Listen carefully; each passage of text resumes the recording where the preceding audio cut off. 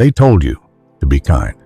They told you to be agreeable, to show up, to work hard, to be a good person, and you did. So why does it feel like the wrong people keep winning? Not the hardest workers, not the most honest, not the most loyal, the ones who move quietly, the ones who say less, the ones who somehow always seem to be 3 steps ahead without you ever seeing them move. You've watched it happen in boardrooms, in relationships, in friendships. Someone walks into a room with nothing, no title, no obvious leverage, and within 6 months, they have everything. And you're standing there, wondering what you missed. Here's the uncomfortable truth most people will never accept. Power isn't given to the good. It's taken by the strategic. And there is a system, a forbidden system built from philosophy and dark psychology that explains exactly how that happens. Today, we're going inside it, not to make you dark, to make you dangerous enough that darkness can't be used against you. So here's the question that's going to drive everything we cover today. If power doesn't go to the most deserving, then what invisible game is actually being played? And who wrote the rules? Because there are rules. Specific, learnable, replicable rules. Machiavelli knew them. Carl Jung mapped the psychological architecture underneath them. And the field of dark psychology, drawing from both, has reverse engineered them into a playbook. Most people never see this playbook, not because they're not smart enough, but because the system benefits from you not knowing it exists. Stay with me, because by the end of this, you're going to see the game in motion everywhere you look, in conversations, in power structures, in your own behavior. And once you see it, you cannot unsee it. Part 1. The Machiavellian Foundation. Let's start at the beginning. Not the beginning you were taught, the sanitized, comfortable version of history, but the real one. Niccolo Machiavelli wrote The Prince in 1513, and the moment it was published, the church wanted it banned. Political leaders called it immoral. Philosophers condemned it. Why? Because it told the truth, not the truth people wanted to hear. The truth about how power actually operates. Machiavelli's central argument was simple, and it's the one nobody wants to say out loud. The world is not as it should be. It is as it brutally is. And if you insist on operating in the world as it should be, you will be destroyed by the people operating in it as it is. This is the Machiavellian mindset. Not cruelty for its own sake, not manipulation as a hobby. It's strategic realism. It's the refusal to be naive in a world that punishes naivety. Here's what Machiavelli was actually saying. Those who refuse to rule will always be ruled. There is no neutral position. There is no opting out. You are either exercising influence or you are subject to someone else's. Pick one. Now here's where it gets uncomfortable. Most people reading this were conditioned by school, by religion, by family, to believe that being a good person is a strategy. That if you're honest enough, kind enough, agreeable enough, the world will reward you. But philosophy says something radically different. It says that excessive agreeableness doesn't create respect. It destroys it. There's a concept called nice guy syndrome, and it's not really about being nice. It's about a specific pattern of behavior where someone constantly subordinates their own needs and standards to gain approval. And what does that pattern create? Not love, not loyalty, not respect. Contempt. Because here's the psychological reality. Human beings, on a deep primal level, do not trust what costs them nothing. They don't value what makes itself infinitely available. They don't respect what requires no effort to possess. When you make yourself too easy to access, too eager to please, too quick to agree, you train the world to undervalue you. The philosopher's counter to this isn't cruelty, it's confidence. Dangerous confidence. Not the performed kind. Not the loud, compensating kind. The real kind, the kind that comes from a man who knows his worth, has set his standards, and is genuinely unbothered by your approval. That quality, that specific psychological posture, is more attractive, more authoritative, and more influential than any amount of good behavior. Act like a king even when you have nothing. not as an act, not as a mask, but as a decision about who you fundamentally are. The world takes its cues from your self-perception. Change how you see yourself and watch how the world shifts. Part 2. The Dark Psychology Playbook. Now we go deeper. Philosophy gives us the foundation. Dark psychology gives us the mechanics. Dark psychology is the study of manipulation, influence, and power. Specifically, the tactics that operate beneath conscious awareness, the unseen levers, the psychological architecture that governs how people actually make decisions, form loyalties, and surrender control without knowing it. Let's start with the weapon most people overlook: silence. Most people treat silence as the absence of communication. They're wrong. Silence is the most powerful communication tool available to a human being, and most people are too anxious to use it. In dark psychology, there's a framework called the Ghost Protocol. The idea is this: the moment you stop explaining yourself, stop justifying your choices, stop seeking approval through words, you become unreadable. And unreadable means dangerous. Think about it psychologically. When someone explains everything, every decision, every move, every reaction, they're handing you a map of their interior. You understand them. You can predict them. You can manage them.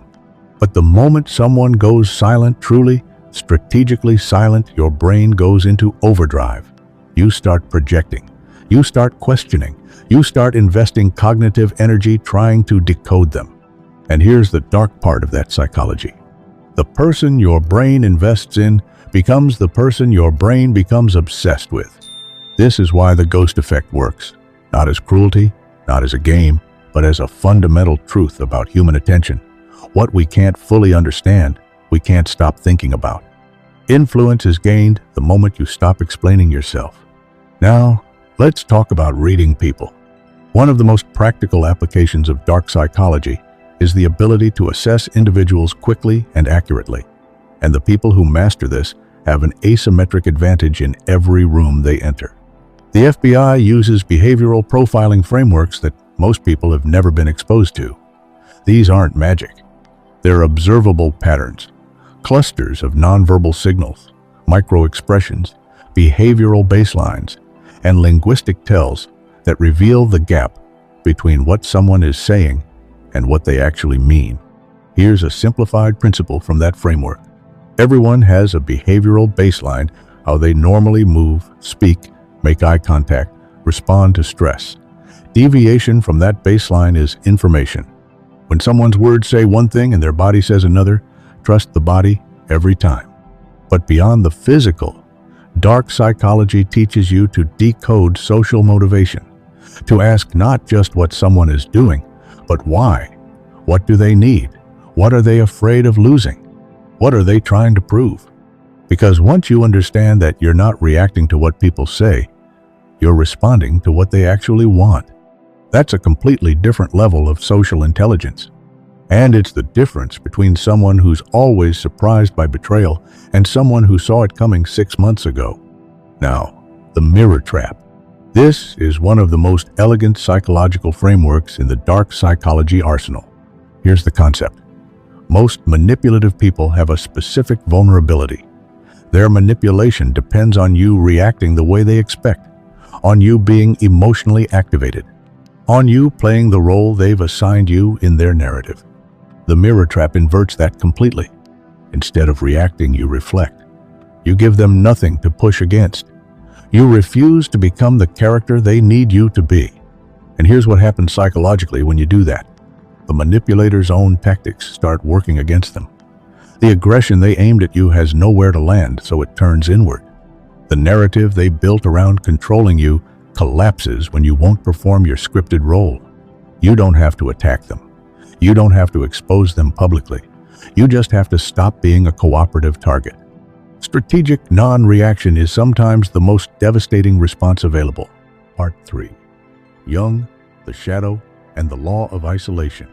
Now, we go internal.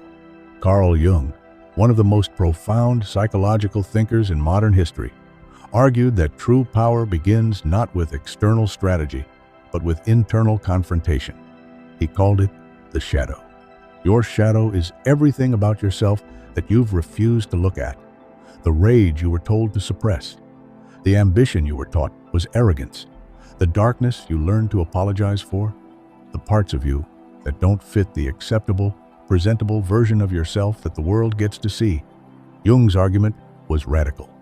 Until you face your shadow, until you integrate it rather than bury it, you are not fully in control of yourself. And a man who is not fully in control of himself is a man who can be controlled. This is what shadow work actually means. Not mysticism, not therapy buzzwords. It means being honest enough with yourself to look at the parts of you that are inconvenient, the envy, the fear, the desire for power, the wounds you've been walking around with for decades, pretending don't affect your behavior. Because here's the dark psychology of unprocessed shadow. What you refuse to own in yourself, other people will use against you. Your suppressed anger becomes a trigger that can be activated on command. Your unacknowledged fear becomes a vulnerability that manipulators can exploit. Your hidden envy becomes a blind spot that makes you predictable. Shadow work is psychological armor. And there's a specific stage of development that comes from deep shadow integration. Some frameworks call it the Sophia stage, a level of psychological maturity where you no longer need the audience, where you no longer require external validation to know your own worth, where the whispered gossip of your inner circle, the secret hope that you'll fail it no longer reaches you, not because you've become cold, because you've become complete.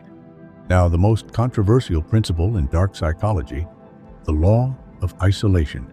The conventional wisdom says your network is your net worth. Build connections. Cultivate relationships. Never burn bridges. Dark psychology says something different. It says, the most dangerous man in any room is the one who needs nothing from anyone in it. Think about that. Not because isolation is the goal, but because dependency is a leash. When you need someone's approval, they have leverage over you. When you need someone's resources, they can withhold them. When you need someone's affection, they can weaponize it. The elite, the genuinely powerful, have constructed lives where their well-being is not contingent on any single individual's cooperation. This doesn't mean they have no relationships. It means the relationships they have are chosen, not desperate. They are partnerships between equals, not dependencies, between the needy and the leveraged. The law of isolation, properly understood, is about strategic self-sufficiency, becoming expensive, being selective, making access to you a privilege, not a default. When you are too available, you are worthless to the system. Not because the system is cruel, but because scarcity creates value. In psychology, in economics, in human perception, the rare becomes precious, and the abundant becomes invisible. Stop being free. Start being expensive. Part 4. The Silent War. Here is where everything comes together. Philosophy teaches us that power is not optional, only whether you exercise it or have it exercised over you. Dark psychology shows us the specific mechanics. Silence, reading people, the mirror trap, shadow integration, strategic isolation. But underneath all of it, there is something even more fundamental. This entire game is a silent war. Not fought with weapons, not fought with money necessarily, fought with mindset. The real battlefield is cognitive. It's psychological. It's about who has done the internal work to think clearly, move strategically, and remain undisturbed while everyone else around them is reactive, emotional, and predictable. Mental warfare, at its core, is about rewiring your own mind for clarity and stillness, while understanding how other minds can be moved. And here's the shift that changes everything. Most people spend their lives chasing power, chasing approval, chasing status, chasing validation. But the philosophy and dark psychology frameworks we've covered today all point to the same conclusion. The moment you stop chasing, you start attracting. Because when you've done the shadow work, when you've built genuine self-sufficiency, when you've mastered silence and stopped explaining yourself, when you move with strategic patience rather than anxious urgency, You become the kind of person that other people want to be around, want to align with, want to follow, not because you performed it, because you became it. The enemy's ego becomes a weapon you can use not by attacking it, but by refusing to feed it, by staying still while they exhaust themselves trying to provoke a reaction. The most powerful move in the silent war is often no move at all. I want to be direct with you for a second. Everything we've covered today can be misread as a manual for manipulation. And if that's how you received it, that's not on you, because this material is often taught that way. But that's not what it is. Understanding dark psychology is not about becoming the manipulator. It's about being the person who can never be manipulated again. Understanding Machiavelli is not about becoming ruthless. It's about refusing to be naive. Understanding your shadow is not about unleashing your worst impulses. It's about integrating them so they work for you instead of against you. The goal has always been the same: to see the game clearly enough that you can play it on your own terms, with your own ethics, your own standards, your own code. The most dangerous version of yourself is the one who is fully awake and still chooses integrity. That's the real power, not cruelty, not manipulation, clarity. So let's close the loop. We started with a question. If power doesn't go to the most deserving, what game is actually being played? Here's the answer. A game of perception, psychological positioning, and internal architecture. The visible world rewards the polished, the positioned, the strategic, but the invisible world, the one Machiavelli mapped, the one Jung excavated, the one dark psychology decoded, runs on different currency entirely. It runs on self-knowledge, on silence, on stillness under pressure, on the ability to read rooms without being read, on having integrated enough of your own shadow that nothing about you can be weaponized by someone else. You either understand the mechanics of this game, or you remain a pawn in a strategy you can't see. But here's the part that opens a bigger question, and I want you to sit with this. Every framework we covered today assumes you're operating in reaction to a system: Machiavelli's world, dark psychology's world, the world of invisible power games. But there's a higher level, a place beyond playing the game well. It's the place where the game itself becomes irrelevant because you've built something so internally solid that the game can't touch you. That's the frontier I'll be exploring in a future video. And if today gave you something, if it cracked something open, then you already know you need to be there for that one. Hit subscribe, set the notification, because that conversation is coming, and you don't want to be the last to hear it.